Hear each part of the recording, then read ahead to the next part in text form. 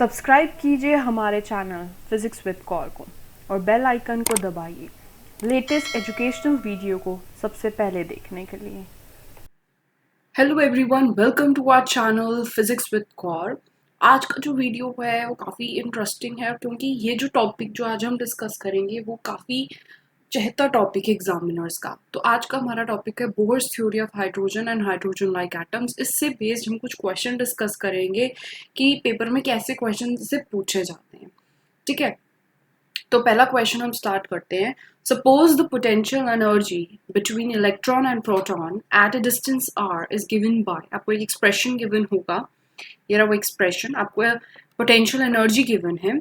Application of Bohr theory to hydrogen atom in this case shows that, आपको बताना है इनमें से ABCD में से कौन सा रिलेशन जो है वो फिट बैठेगा।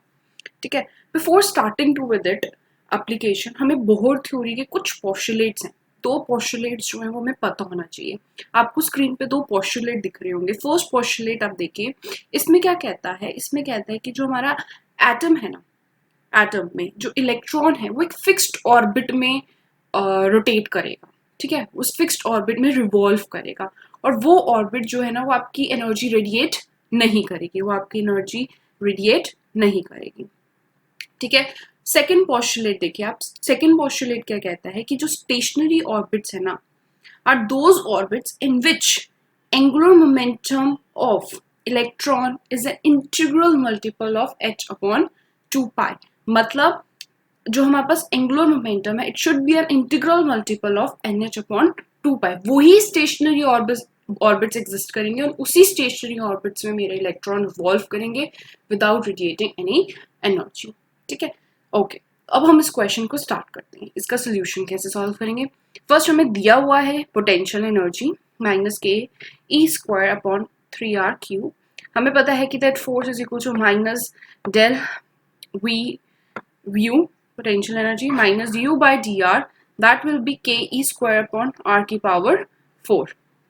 Now F is something that is centrifugal force, that is mv² by r is equals to ke² r की पावर 4। इधर मैं एक v का रिलेशन निकाल रही हूँ, इधर से मैं क्या अपना v का रिलेशन निकाल सकती हूँ, that is v² is equals to ke² upon mr³। that is my first equation, that is my first equation। ठीक है, now सेकेंड पोस्टुलेट के थ्रू मैं क्या कह सकती हूँ, that L equals to mvr that is equal to NH upon 2π। आप क्या करो, इन दोनों, इस वाली इक्वेशन में दोनों साइड स्क्वायरिंग कर दो, squaring both the side, what you will get, that you will get m² v² r² is equals to n² h² upon 4π²। v² की वैल्यू पुट कर दो वन इक्वेशन से, तो आप क्या देखोगे कि आपका r जो है ना, आपको किसके साथ गेम खेलना है। क्वेश्चन देखो, क्वेश्चन में आपके पास m और n के साथ रिलेशंस मांग रहे हैं, मींस आपको हर चीज का रिलेशन है, आपको n और m के साथ पता होना चाहिए और सारी चीजों को कांस्टेंट रख दो। तो इस वाले एक रिलेशन से मैं क्या निकाल सकती हूँ, इस वाले रिलेशन से, that r is directly inversely proportional to 1/r² and r is directly proportional to m। पहले n² के लिए सॉल्व करते हैं, फिर हम m के लिए करेंगे। अगर मेरा r जो है वो इनवर्सली प्रोपोर्शनल टू 1/n², तो अगर मेरा v क्या होगा, r³ है।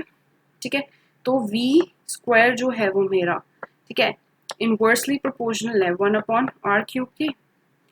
तो n से क्या होगा, अगर मैं यहाँ पे n के प्रोपोर्शनलिटी निकालना चाहती हूँ अपना v² का रिलेशन, तो क्या आएगा, यहाँ पे क्या हो जाएगा n की पावर 6 और ये क्या आ जाएगा, v² is directly proportional to n की पावर 6। क्या आ जाएगा, n की power 6। So here you can see that v² is directly proportional to n की power 6. Now what is kinetic energy? Kinetic energy is half mv². Put the यहाँ पे इसका एक रिलेशन डाला तो क्या आएगा, kinetic energy is directly proportional to n की power 6। एक तो आ गया हमारे पास।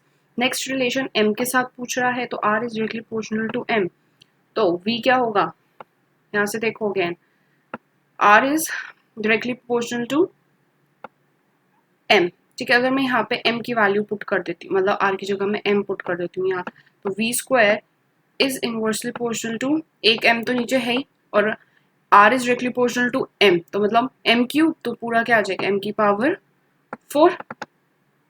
ठीक है, तो v² is inversely proportional to 1/m⁴.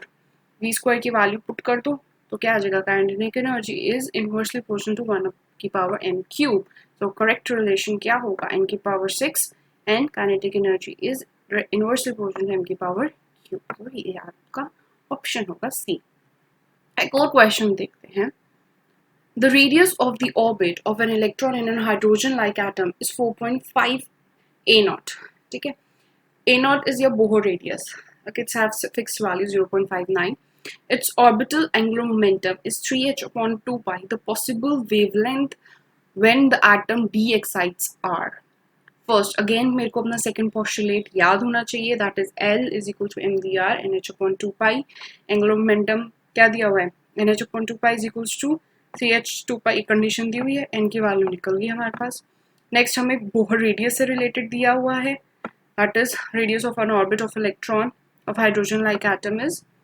तो एक रिलेशन आपको याद रखना है और आप अपने शॉर्ट नोट्स में भी इसको इंक्लूड कर लीजिए. R is inversely proportional to n square z upon a naught. ठीक है, n स्क्वायर की वैल्यू पुट कर दो.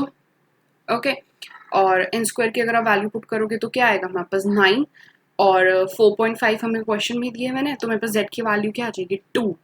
अब n इज 3 और d एक्साइट्स हो रहा है, मतलब एटम जो है वो एक्साइटेड स्टेट से ग्राउंड स्टेट्स की तरफ आ रहे हैं. तो क्या एटम 3 से 2 पे आ सकता है, या 2 से 1 पे जा सकता है, या फिर 3 से डायरेक्टली 1 पे आ सकता है. ठीक है, यही हमारे पास क्या हो गई, पॉसिबिलिटीज बनेंगी. ठीक है, यही हमारे पास क्या बनेगी, पॉसिबिलिटीज बनेंगी. तो हर के लिए निकाल दो. अब लैम्डा का जो फॉर्मूला होता है वो होता है हमारे पास, लैम्डा को जो हमारे पास फॉर्मूला होता है 1/λ is equal to r z square 1/nf² minus 1/ni². और हम आपको एक और बात बता दूं, ये a0 की अगर कोई वैल्यू होती है तो वो होती है हमारे पास 0.59 इंटू 10 की power -10 meter. This is your Bohr radius. Okay. Okay. So back to this. 1/λ is equal to rf upon nf² मतलब फाइनल, जो भी इसकी फाइनल n की value minus the 1/ni which is your initial. तो first case के लिए निकालते हैं, जब मेरा एटम 3 से 2 में जा रहा है. तो nf क्या है 2 और इनिशियल क्या है 3. ठीक है, z की वैल्यू कितनी है 2 का स्क्वायर करोगे तो 4 हो जाएगा. तो वो λ1 की वैल्यू आ जाएगी 9.5 r. ऐसे ही and R is your Rydberg constant. ठीक है, एंड फिर हमारे पास दूसरा क्या है, 3 से 1 में जा रहा है. 3 से 1 में जा रहा है, तो 3 से 1 में जा रहा है तो 3 क्या होगा इनिशियल और 1 क्या होगा फाइनल. वैल्यूज पुट कर दो, λ2 की वैल्यू आ जाएगी. ठीक है, ऐसे ही लास्ट केस के लिए भी करो. ठीक है, और आप देखोगे कि हमारे पास λ3 की वैल्यू क्या आएगी, ये हमारे पास आएगी 1/3r.